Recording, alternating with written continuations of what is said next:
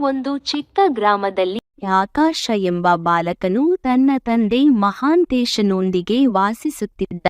ಮಹಾಂತೇಶನು ಕಷ್ಟಪಟ್ಟು ಹೊಲದಲ್ಲಿ ಕೆಲಸ ಮಾಡಿ ತನ್ನ ಕುಟುಂಬವನ್ನು ಬೆಳೆಸುತ್ತಿದ್ದ. ಆದರೆ ಆಕಾಶಿಗೆ ತನ್ನ ತಂದೆಯ ಶ್ರಮವು ಅರ್ಥವಾಗುತ್ತಿರಲಿಲ್ಲ. ಮಹಾಂತೇಶನು ಪ್ರತಿದಿನ ಬೆಳಿಗ್ಗೆ ಸೂರ್ಯೋದಯದ ಮೊದಲು ಎದ್ದು ಹೊಲಕ್ಕೆ ಹೋಗಿ ಕಷ್ಟಪಟ್ಟು ಕೆಲಸ ಮಾಡುತ್ತಿದ್ದ.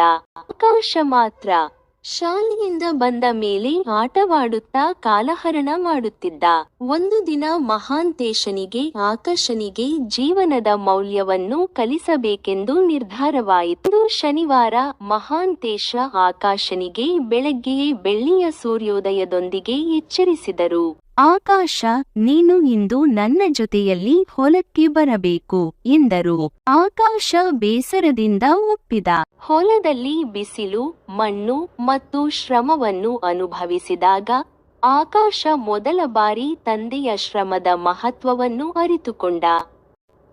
ಆ ದಿನದಿಂದ ಆಕಾಶ ತನ್ನ ತಂದೆಯ ಶ್ರಮವನ್ನು ಗೌರವಿಸುತ್ತಾ ತಾನು ಹೆಚ್ಚು ಹೊತ್ತೊತ್ತಿಲ್ಲದೆ ಕಲಿಯಲು ಮತ್ತು ಪ್ರಗತಿಗೆ ಒತ್ತು ನೀಡಿದ.